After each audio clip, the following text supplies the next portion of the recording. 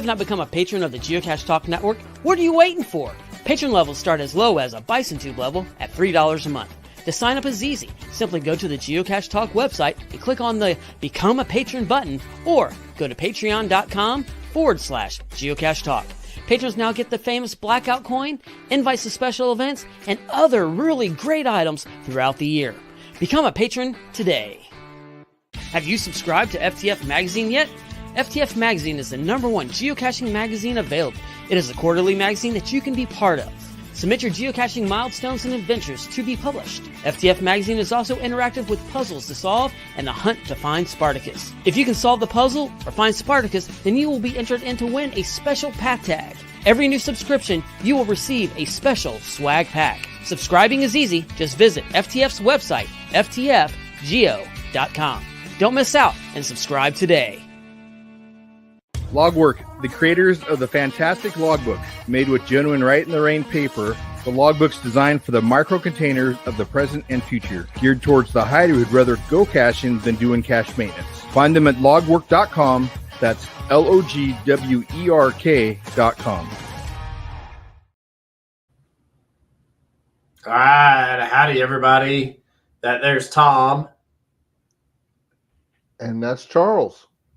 And together we are your Puzzle Talk hosts for the evening, as usual, as every episode for the most part. There have been a couple where but it's Tom and me. So here we are. This is the puzzle solving podcast brought to you by the Geocache Talk Network. We are glad to see everybody here. It's starting to. Is it cooling off for you down there, Tom, in Texas yet? It's cooling, but it's not as cool as Alaska was. Not as cool. Well, yeah, it's still was up in the upper 90s, low 100s here today, and the crazy thing about it all, pumpkin spice lattes are out everywhere. I'm like, good Lord, have mercy. People want it to be fall, even if it's not fall. So, I today here got to 83, but it rained a lot today. So, yeah, it's 77 right now. All right. Well, let's say hi to everybody. Seaback Tribe's here. Jim's here. The Happy Ho Dog, Brad and Jen are here. Sheila, Darren is here. Good day, Darren. Thanks for tuning in. The Pizza Ninja is sliding in there, back there behind the bushes somewhere. Judy Vaughn's here. So, Joe, good to see y'all. This is part 2 of our Phone a Friend, where we took some time to help our friends who were needing some help with some puzzles. And these are going to be puzzles that either we needed help with or that we helped others with. This is the Charles edition of it because we had technical difficulties last month. We only got to Tom's, and so we're going to bust through mine because, and I've already tested it. Our end is, my end's good to go. So I see bounces in the house, a steamy 72 in Seattle. I'll be up in the Seattle area at the end of the month, going to a climbing school over in Paulsbo, so I'll be on the other side of the water from you guys, but looking forward to getting back up to the Pacific Northwest for a week of good seafood and cooler weather. So I gotta laugh how you put that. Technical difficulties. That's what you're calling it when I talk too much? No, that was on my end when I couldn't get the stuff running and had to bump out and restart my computer. Those are the technical difficulties. So let's see here. What do we got? Let's do this real quick.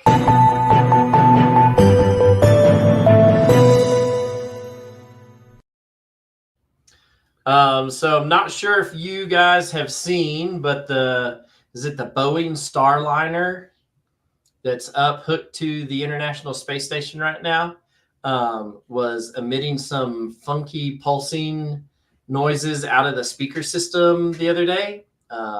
If you haven't seen it, it's worth finding a YouTube video clip of it. So it seems like our Cosmic Quest aliens that are running around here are not the only ones who are having spaceship difficulties. So you've got right at 1 week. They have decided to hang around for some repairs. Hopefully they're getting them from SpaceX and not from Boeing, but it is what it is. So they're here for another week.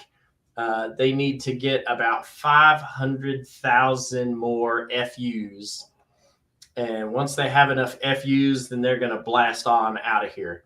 So, they're hanging around till this is a family-friendly show. Fuel units. Fuel units. Okay. Fuel units. They're all fuel units. So once we get them another 500,000 fuel units, then they can blast off and head back home.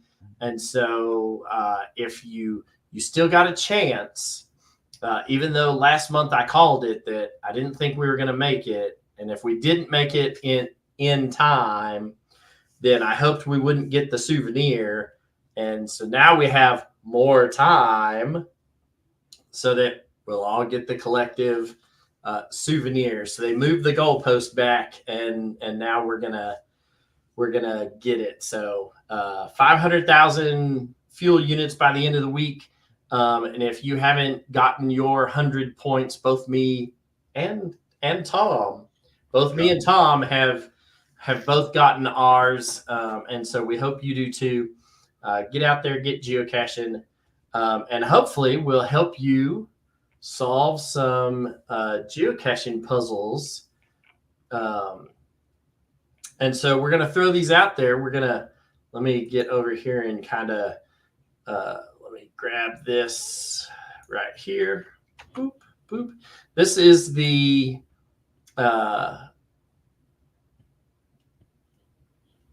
Tom, did you get to visit the big Boeing factory? I did. Ooh. I did. And come to think of it, you know what I didn't see on those planes? Windows? Doors. Oh, yeah? No, there weren't, and you know what? There weren't windows either. Yeah. Because they were building cargo planes. Oh, that's awesome. Well, there's windows at the front. Pilots got. Hey, they're not submarines. Like we still need. No. Some people still need to be able to see. So yeah. All right. Here is the first link for Geocache that we're going to look at tonight. It is in the chat room for everybody to follow along. For our audio listeners, this is GC8BGGH. And this one is called Solo's Gone Down. This is one that Charles needed help with. I have the answer, so I'm going to scroll past that. And then I'm going to edit this so that I don't give the answer away. There we go. All right, so that is the first one. I actually had some help from another viewer that was on and helped me because I wanted to go find this one while we were in Oklahoma City for Cache Fest. And then for whatever reason, I just never made it to it. So I have this one solved. It's on the solved list and whatnot. So this one is a difficulty 3.5 terrain 2. It is called Solo's Gone Down. We did talk about this one when we were doing the show prior to Cache Fest in Oklahoma. Let me see if I can blow this up for everybody. So I do have some notes that you can see. And so if you come down here, it tells you that the geocache is not at the posted coordinates, and to solve it, to determine the true location of this cache, you got to solve the puzzle, and that there is a coin for the first to find.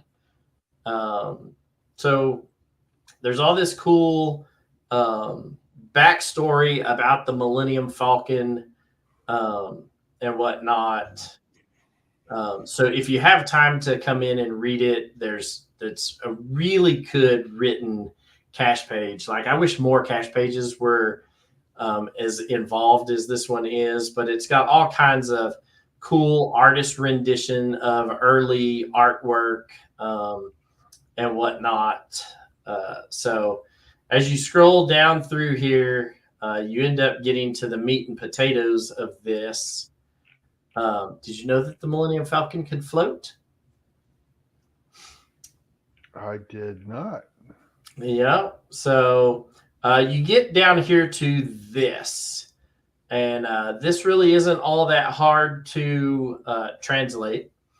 It is Arabash. That is one of the most popular languages in the Star Wars universe. And there are many different solvers that can help you decrypt this and whatnot. And so you see that it does have a geocheck.org, only 10 smiley faces and 47 frowny faces. That's kind of daunting when you look at it sometimes. So you come down here, and then that's it. There's not a whole lot more. You highlight stuff. There's no hidden white text on it. And then if you translate this is where we'll go back up to the top to where I have my notes at. And you notice that it doesn't start or end.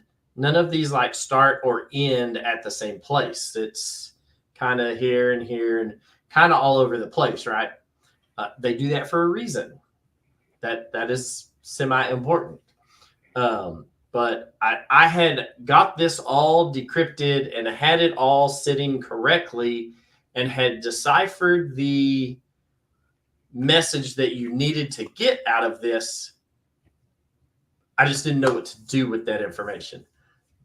And so K-Blast is actually the one that reached out to me and said, hey, we sent a bunch of messages back and forth, and I said, I already have all of that solved. This is what it says, and this, that, and the other. So we'll come up here and help you guys out and let y'all see. I have to be careful not to scroll too far so that I don't get to the corrected coordinates for this. All right. So the solution to the Arabesh is Millennium Falcon jackpot.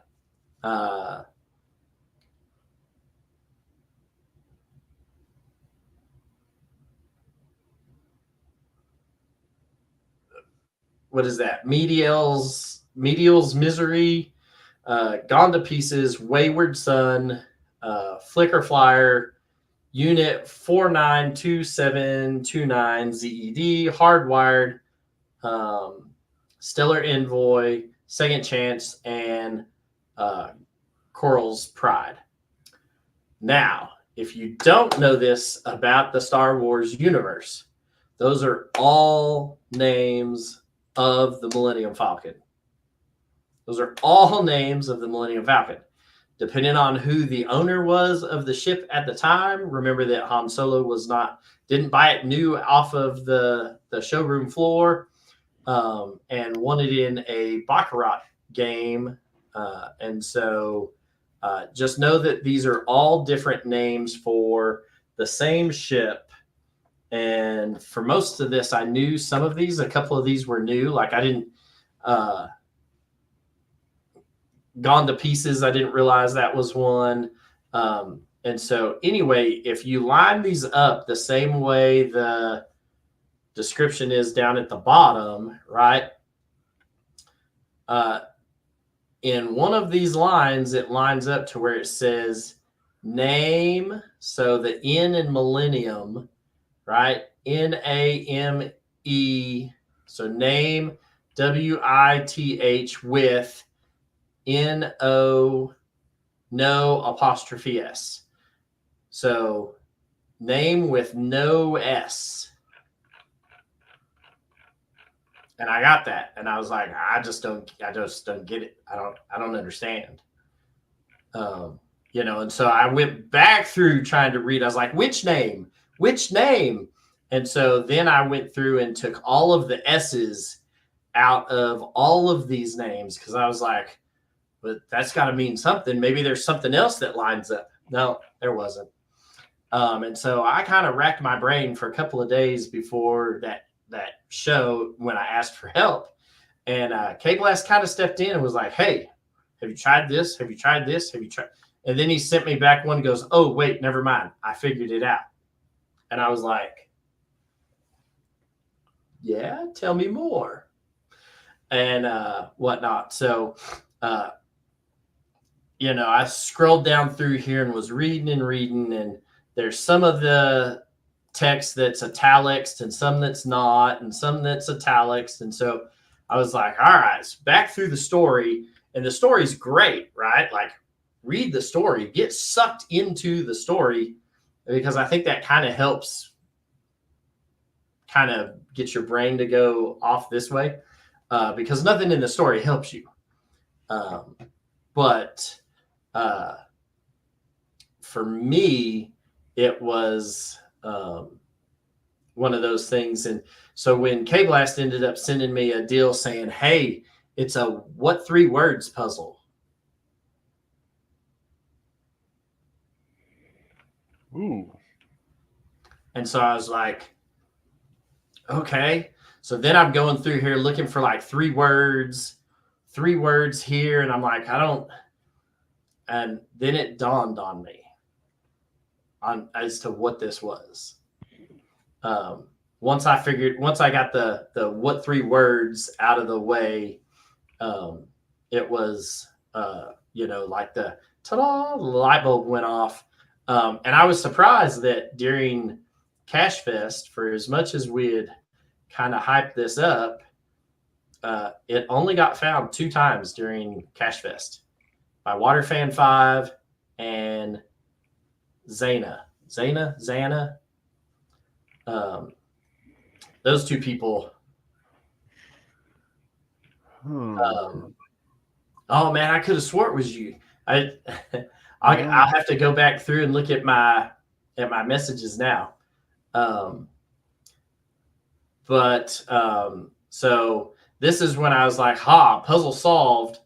On 6/5, I got the puzzle solved.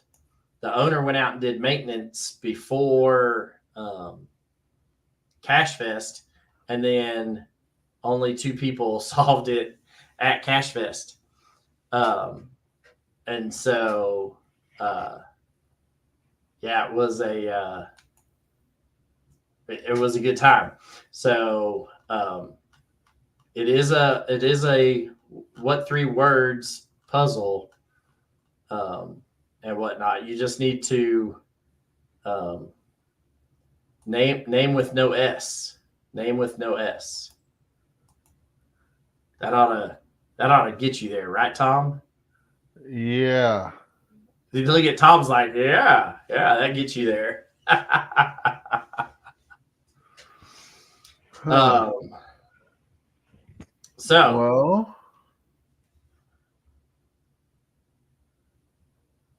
no, that wouldn't work. No, that wouldn't work.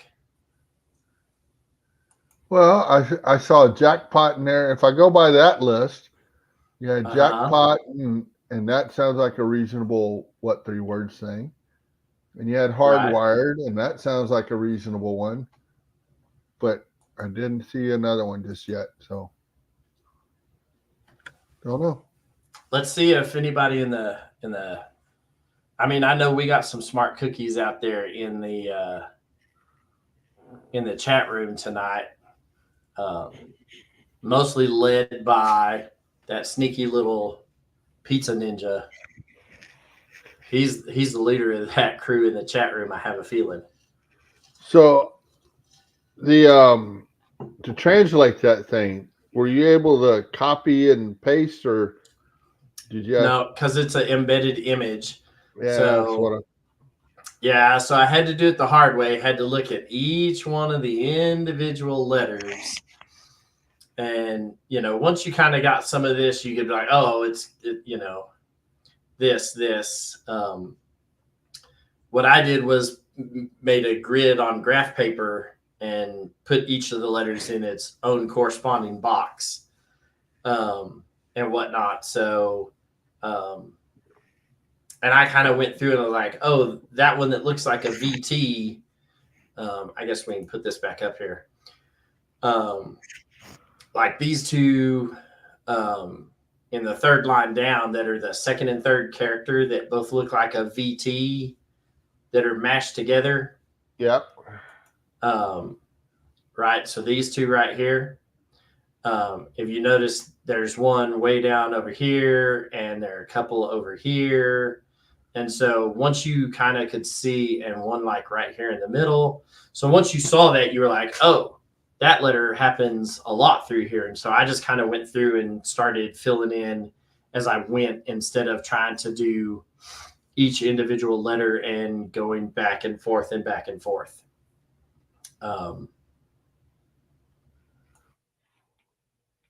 So I'm wondering, is this a simple substitution cipher?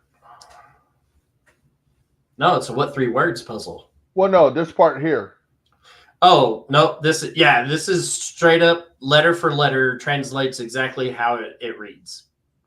So if you look at a Arabash translator, one that is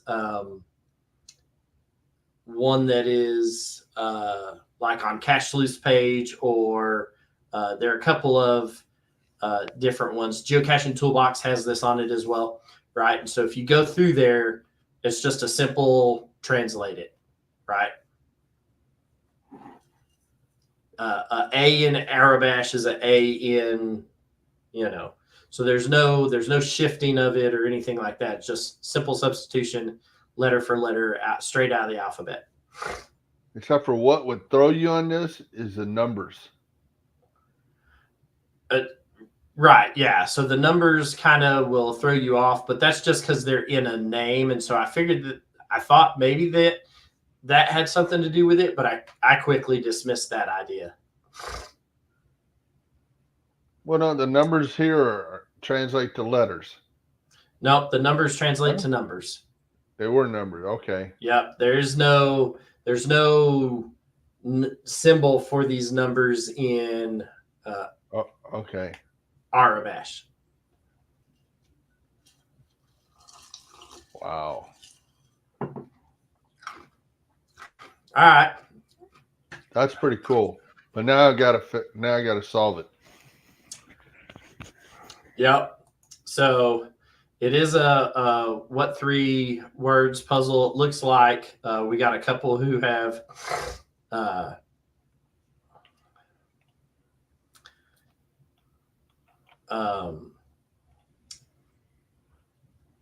yeah, so let's see if we can you have to translate the bottom of it to get the key to do that. So if we're looking at this, all right, let me stop sharing this page. Let me start sharing this other page. This one. So this is off of Cache Sleuth. So if you haven't used it, and then Aurebesh, this one right here, that's down at the end of the A's, that is Arabesh. That is And so it looks like that, right? And so it gives you each one of the letters. E is that V with a T smushed together, right? So this is the language. It does have the dots for numbers, but when the numbers didn't translate, so I just left them. But this is the typical language alphabet that is used in Star Wars. So I needed to solve this puzzle, and then all of a sudden, I didn't go and find the puzzle that I had solved, and we even had it on one of the days. I was like, no, we're gonna go, and because it was relatively close to where the event was.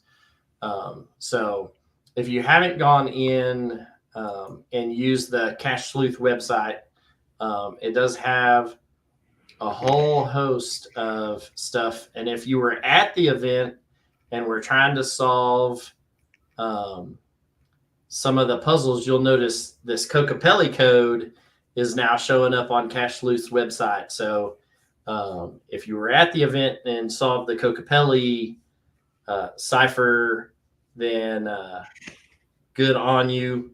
But now it is on the Cache Sleuth webpage, and kudos to Jason Fox for being an awesome host and helping us with some of this stuff and whatnot.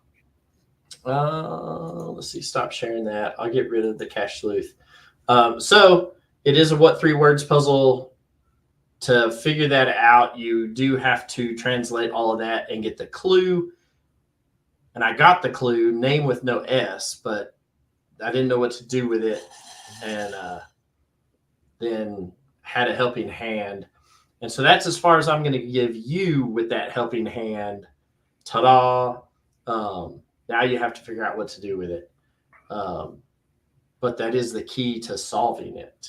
So, all right. Definitely going to watch the rerun of this show. All right. So let's see. Let's get to the next one. The next one is, let me see here. Oh, Lord have mercy. I clicked the wrong button. Let me get the GC code copied for our chat room. This one is in Colorado. Cancel that. Let's see. Paste here.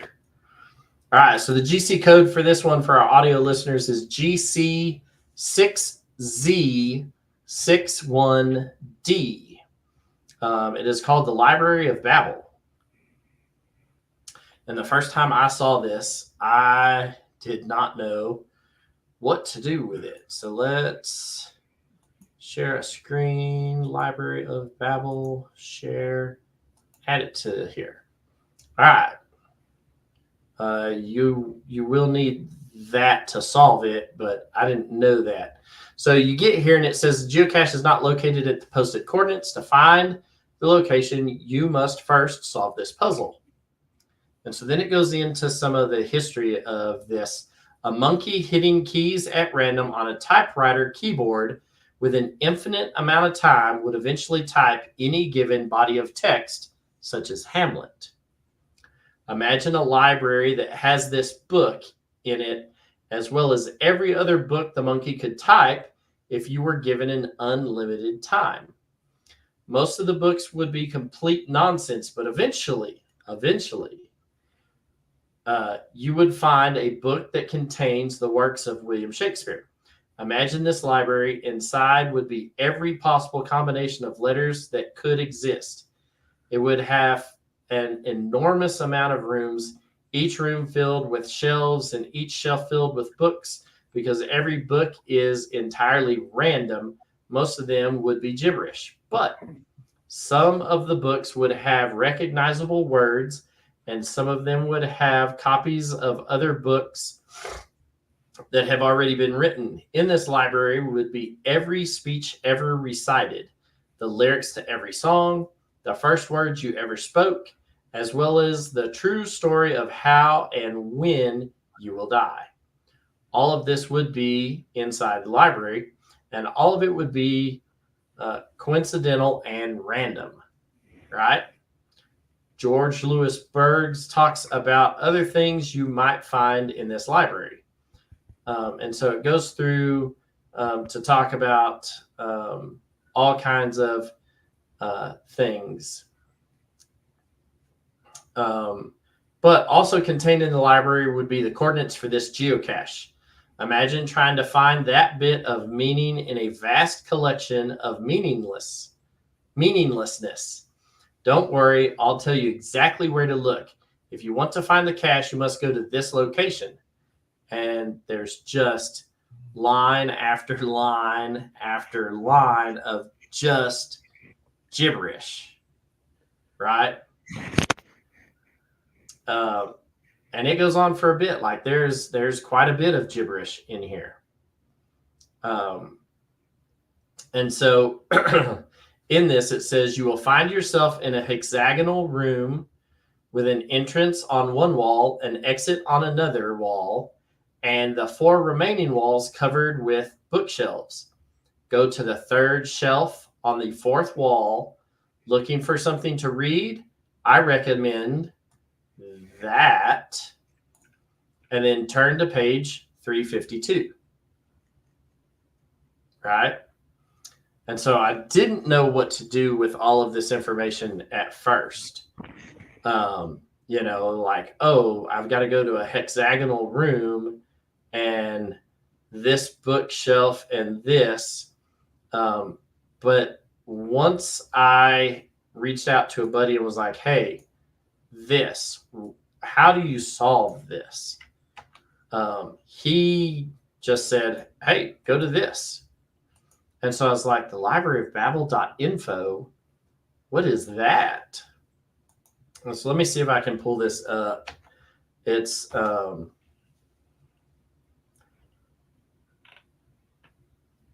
kind of an odd website. So let me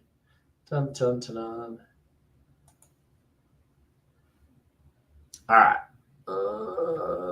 Let me stop sharing this and see. It doesn't always like when I share a screen. So let me boop. All right. So here's your enter up to 3,200 characters, right? So if you take all of that gibberish that was on the other page, right? And you go to the Library of Babel. I guess let's go to this. So you go to the Library of Babel, and if you hit search, you see the letters spinning there at the end, just randomly. Tom? Yeah. Okay. And the same when you go to random. So if you go to search, it allows you to put in up to 3,200 characters. So if you just Control V and search,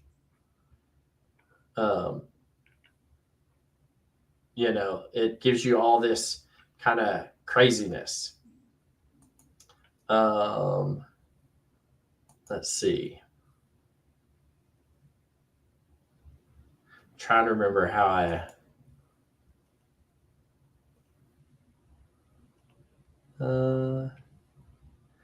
So here you go. So the library is divided into hexagonal chambers, each with 4 walls of bookcases, 5 shelves for balls, and 32 volumes per shelf.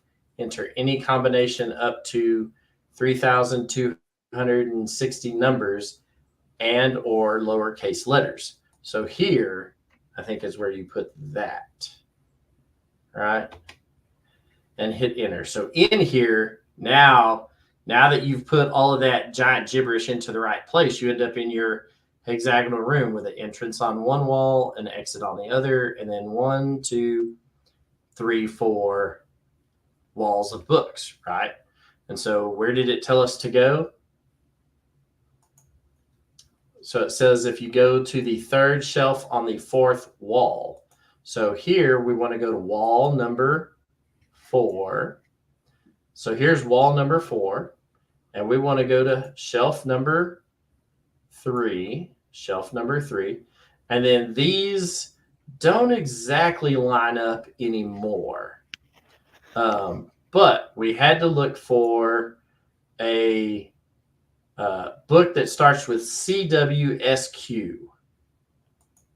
So you turn your head to the side so that you can read it. You want to find one that starts with CWSQ, and that's this book right here. And so then you open the book, and as you can see, inside the book is just gibberish everywhere, gibberish. But it tells you to turn to page 352. And if you go to page 352, right down here, you start getting viable text right here. Right? And then once you get out of viable text, it goes back to gibberish, right? And so it took me forever to figure out how to solve this puzzle and whatnot. But that's how it's done. And so once I figured out how to do this, I've actually solved several of these Library of Babel puzzles. I haven't quite figured out how to make one yet. So maybe that'll be the key for me going forward in this is trying to figure out how to make one of these puzzles. But I've solved several of them. I solved this one, which was in, I believe this one was in the greater Denver area. Let's see. Yeah. So this one is in Denver, Colorado. And the last 2 logs on this one were DNFs. But I've solved one of these in South Dakota. And I've solved one of these over on the East Coast, maybe in Georgia. But lots of good fun to try and solve these. But without having a hint of going to the libraryofbabel.info, I would have never been able to solve this one in the first place. So there's that.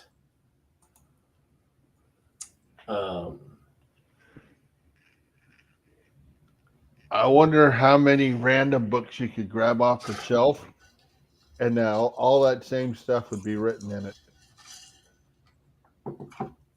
Right. Oh, look at this. So K-Blast said his son's really good at making Babel puzzles. So, you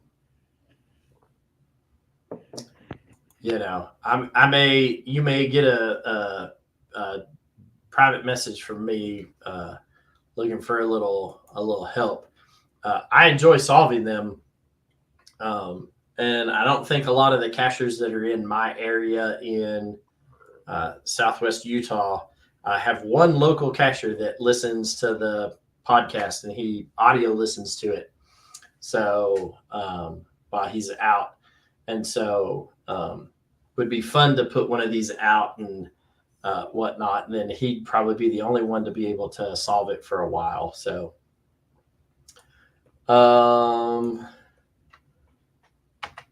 let's see. This one I helped solve years ago. And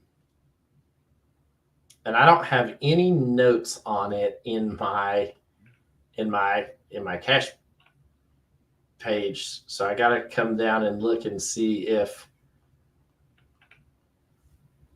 I think the only thing I have is just the corrected coordinates. I don't think I have any of the notes for this one anymore. And that's unfortunate because this one was kind of a fun one to solve.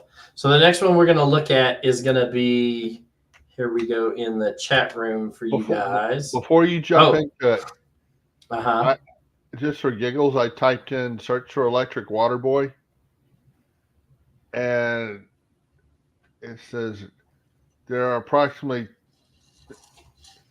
10 to the 29th possible exact matches. That's a And huge number. yeah, I took that monkey a long time to type that in that many times. That's an old monkey.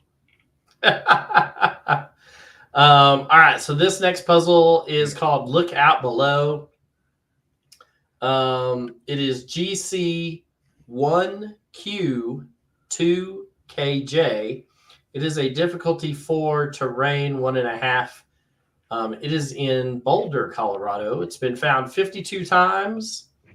And so here we go. Let's share a screen and look out below right there. Share and pop it up there.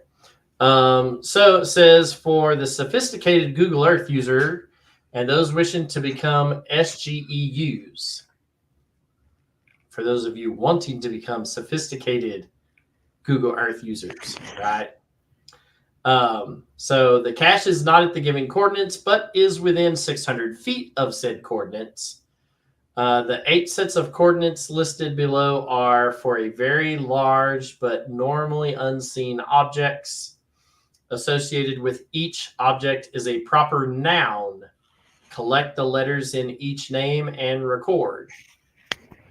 So at 40 degrees 29.411 minutes north and 69.2.047 minutes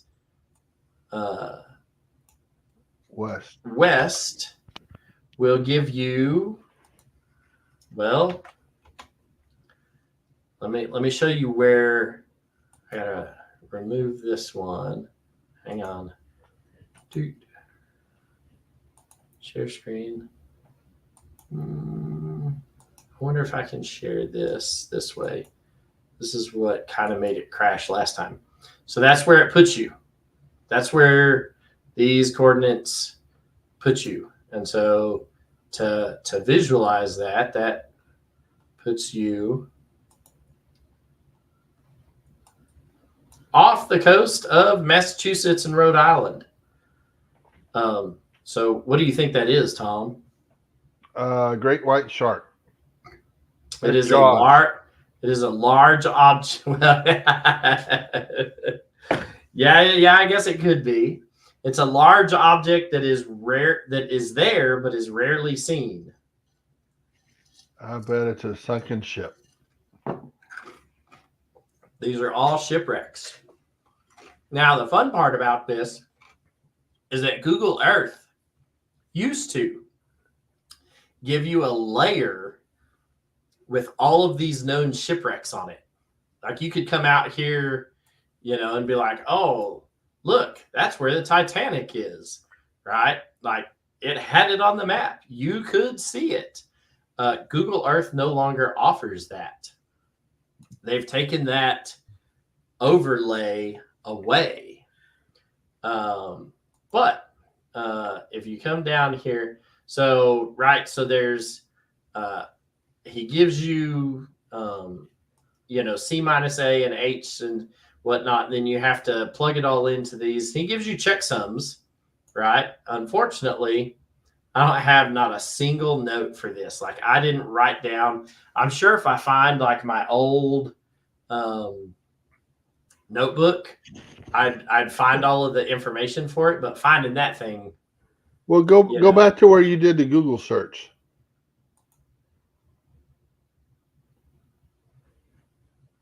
All right, back out a page. Because I thought I saw something. No, not zoom out. Back out a page. One more. So what?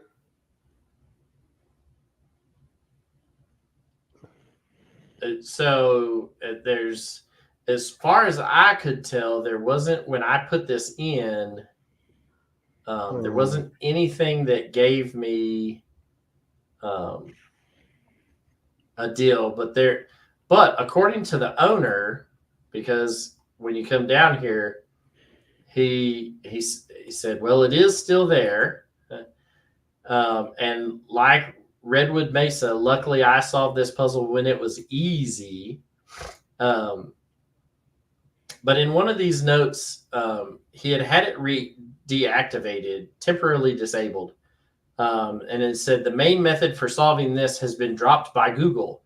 So I'm deactivating it until I can verify if there's another method available.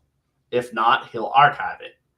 And so then Dune Buddy came in and solved it and whatnot. And then the owner said they're reactivating this in the hope that cachers smarter than me can come up with a way of solving this since the original method is no longer available. And then 13th anniversary of the cache. But in talking to them, they did say that there is a new, did they put it up in the cache page somewhere? Somewhere we were talking to them, and they said that there is a way to actually solve it now still. There is. I just found it. There you go. Shipwreckworld.com. There you have it. So shipwreckworld.com. Yep. Yeah, I haven't found. How would you? What was it? Shipwreckinfo.com? Shipwreckworld.com. World. All right. So we'll add that and we'll check to it. But these are all sunken ships that all have you have to get the name of the ship. So if it was the Titanic, right, then you'd have to count how many letters are in there, and that gave you a number for A through H, right? So this was a fun puzzle. I think we solved this one during a COVID puzzle solving. The GCCO, the Colorado Geocachers Association, they would host weekly help you solve puzzle Zoom meetings. And so we sat on there for lots of weeks in a row, solving a bunch of puzzles. And this was one of them that got solved while we were out and about during COVID lockdowns. So, yeah. All right. So the next one is going to be my reach out to the audience. Charles still has not solved this puzzle, and I have looked at it for years, and we have mentioned it on the show before. It is GCZ19X. It was hidden in 2006, and for the longest time, this was the oldest unfound puzzle in the world. This is called GMT2. It's all Phil's fault. It is a difficulty 5, terrain 1.5. Has only been confirmed solved one time, and found one time. So the cache owner, after some of this, had to go in and do a lot of housekeeping and remove a lot of people who were like, congratulations, and whatnot. So, but this one, I have yet to solve this one. But GMT Chapter 2, it's all Phil's fault. The continuing saga of Flyaway Phil. And so, anyhow, you come through and it talks about the Chubb, the Celery Hucksters United Brotherhood, and the Federal Department of Top Secret Agricultural Stuff, the FDTSAS. It's a fun cache page to read. I've gotten into it, but then you end up with this. And you somehow have to solve this. But being that it is a difficulty 5, I have run this through decode.fr/en to try and see if it could auto solve it for me. I've worked this through different things with Cache Loose website trying to solve it, and I just haven't been able to get anywhere with it. In fact, I've reached out to some of my friends who are way better puzzle solvers than I am, and they just call me back laughing and say, good luck. So if you look at this guy. So real quick way to get on my naughty list there. Well, I mean, I don't remember the name of it, but the cipher is sticking out. I remember something about a cipher with 5 letters. 5 letters. Yeah. We can go back to our early podcasts and watch some of that stuff and come up with it. But there's, and it's in 1, 2, 3, 4, 5, 6, 7, 8, 9, 10. So 10 groups of 5, right? Make all of these lines that, go through this thing. And that's it. It is up in Idaho. If I remember right, it's somewhere in the greater Boise, Twin Falls. So it's in the greater Twin Falls area somewhere. And whatnot. But the Blue Turtle with 657 finds is the only person to have confirmed solved this and gone and found it and whatnot. So there is... Oh, I think you're about to get mad at me. There is the first to find prize that they had. So so if you know how to solve this, or if you stumble across it or something like that, give me a holler, drop me a note. There could be a limited edition Pathfinder 33 coin. This is my new coin that I just had minted. But something like this could be yours if we knew how to solve this. So we'll just throw that out there and then move right along. Let's see, stop screen. All right. And so I'll tell you this, I don't have it solved, but Decode has a Phillips cipher.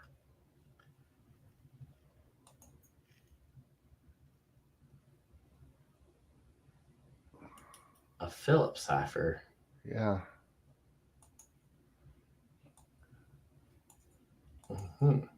All right. So moving right along, we've got 2 more to get through. So let's push through. This next one shouldn't be, if I remember.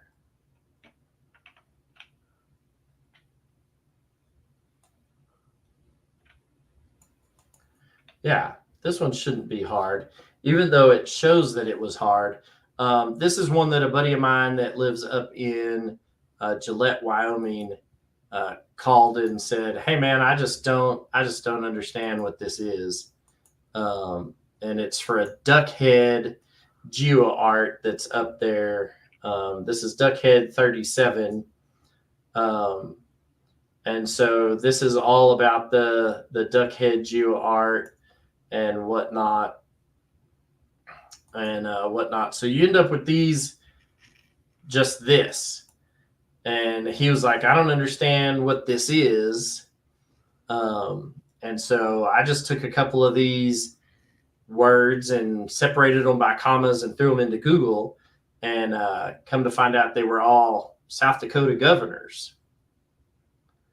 And so there's 1, 2, 3, 4, 5, and 1, 2, 3, 4, 5. So there's 5 on one and 5 on the other. So you pretty much know that all you're looking for is the decimal degrees portion of GPS coordinates. And so a quick look into something, and he was like, but it said it was a difficulty 4. And I was like, well, maybe for South Dakota, this is a difficulty 4. Let's be real here. Not every state's public education system is as good as the next. I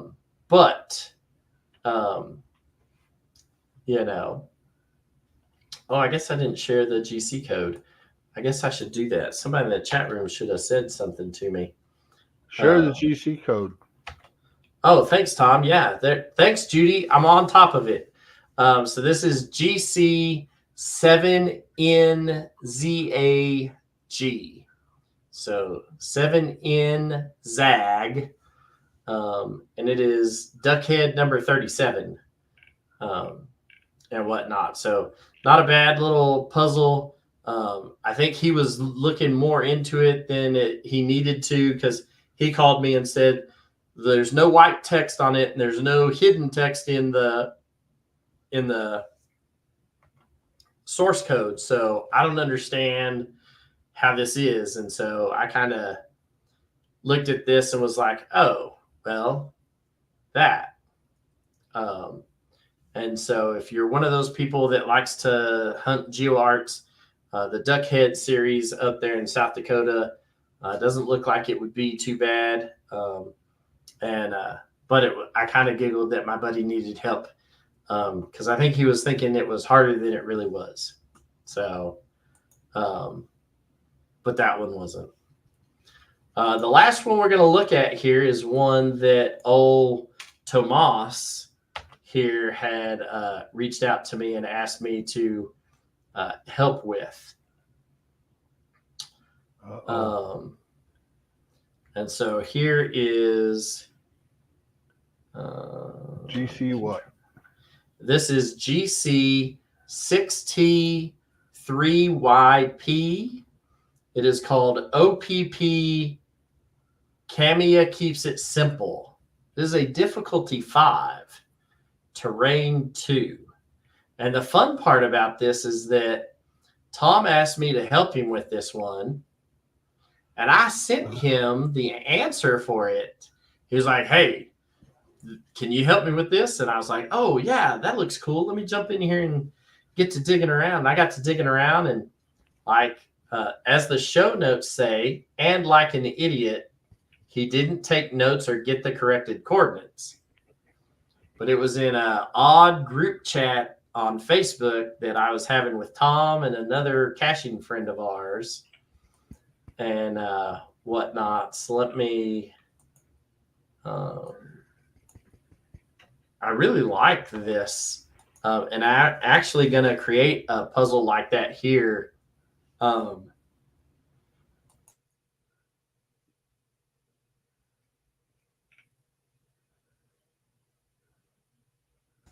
Bless me. I'm going to create a puzzle like this for my geocaching community, just because I think it's kind of fun.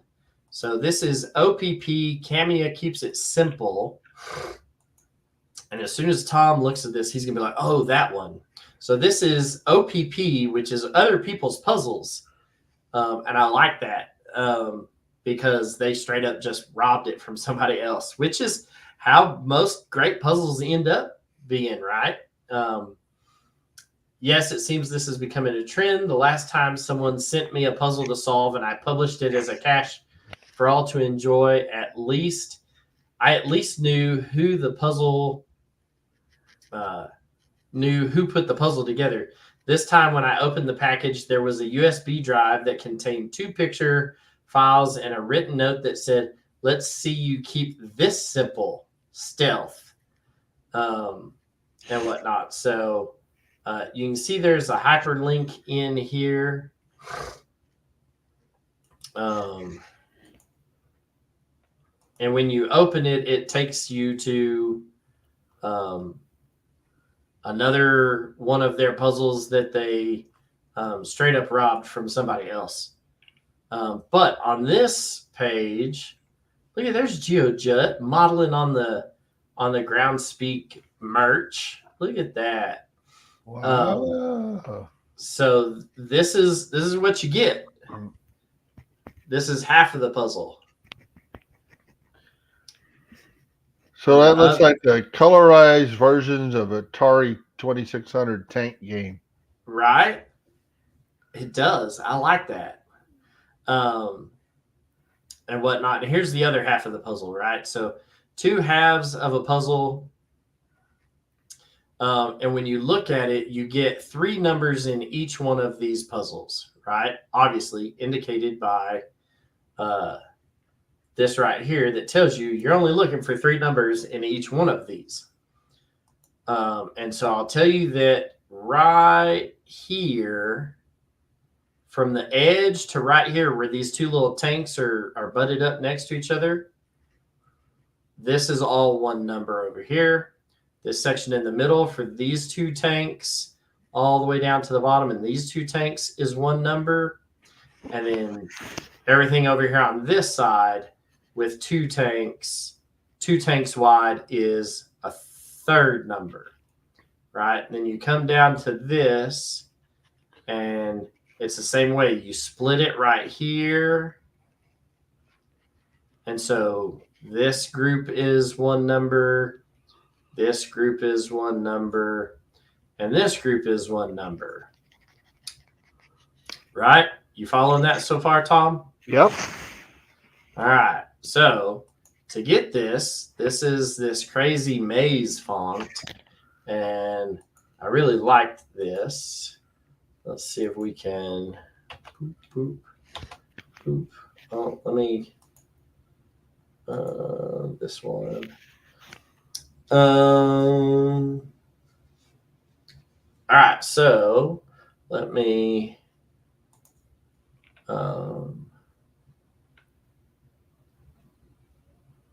I guess I need to present my screen differently so I can jump from one tab to another and everybody can follow me. All right, so here's your puzzle, right?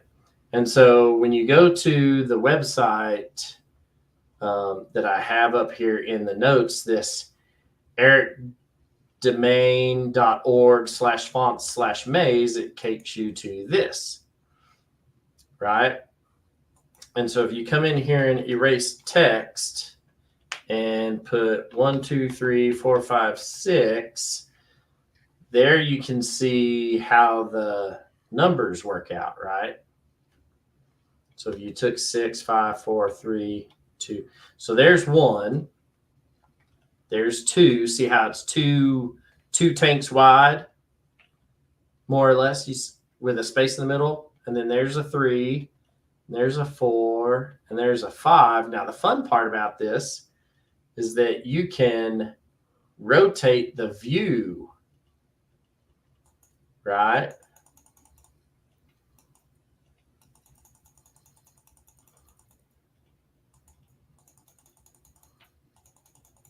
And so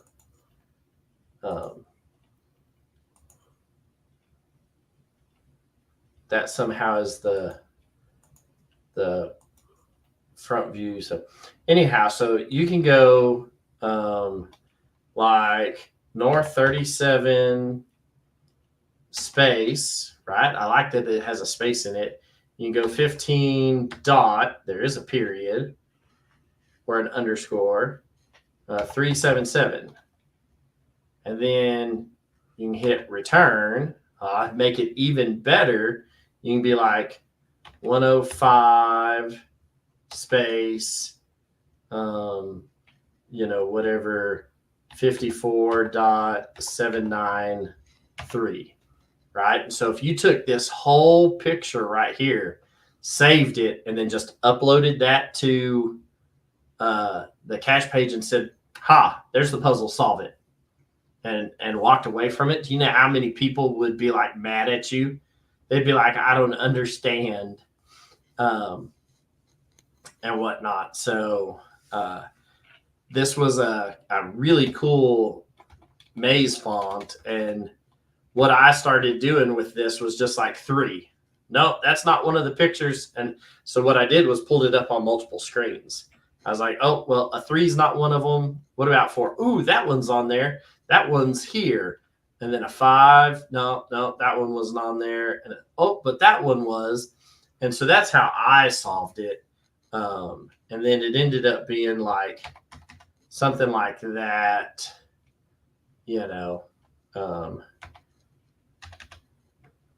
and so you end up with this kind of complex image, and I'm not sure how you're supposed to turn it and look at it. Maybe you have to have those red and blue glasses on, the old school 3D movie glasses to read what the text down on the page says. But this is how they created it. You can backwards engineer it from there. But this is a super fun and very different kind of puzzle. And it took me about an hour and a half to find this maze font and whatnot. So it'd be super cool if people could hide a couple of these and, make them difficulty 4. The one that we have that we examined was a difficulty 5. And you'd never solve it unless you figured out where this puzzle script is kept at. But once you figured out where the puzzle script was kept at, then you could fairly easily solve it. But you had to find that that script. And so it's I don't think I put the websites for any of this stuff in the show notes. I'll have to go back and do that before we put them on the website. So they will be in the show notes and whatnot. So yeah. Look at Tom over there. I'm just playing and recreating this stuff because this is fun. Yeah, and this is one that you and David Vickery sent me because y'all were going to go somewhere together and had this puzzle on a list. And I don't remember if this was for Alaska or...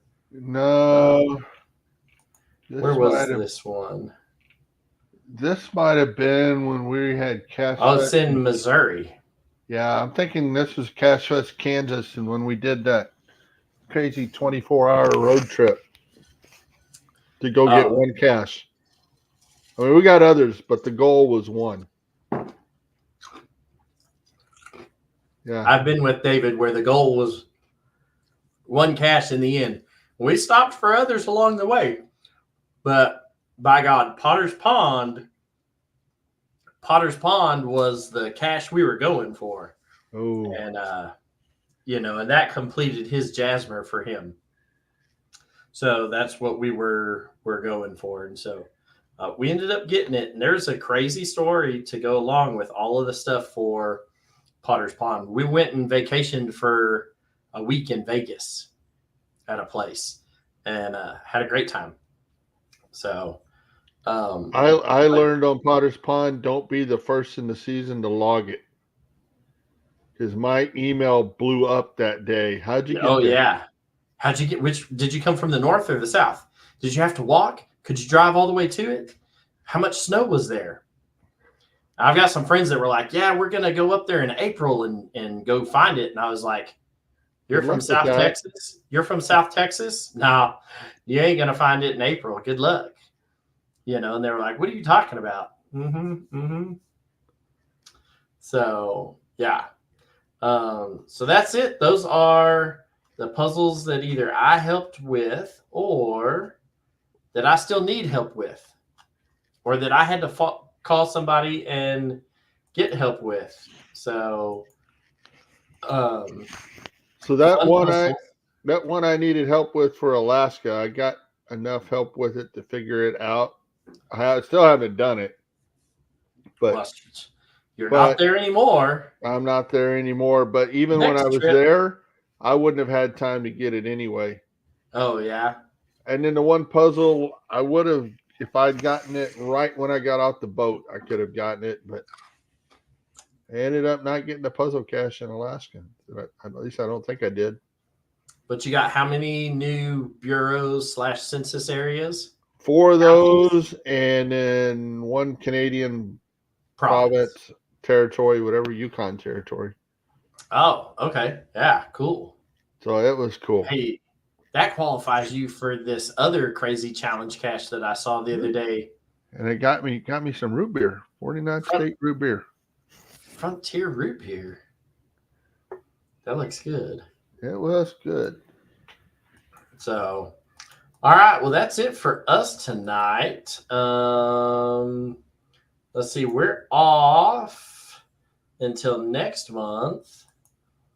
Next month is what? We're going to be October 1st. October 1st. What do we want to do for October? I don't know. What do you want to do? We'll figure it out. Are you going caching in Rome, Georgia? No, don't have enough vacation. I've got enough vacation. I just don't know if I have enough money.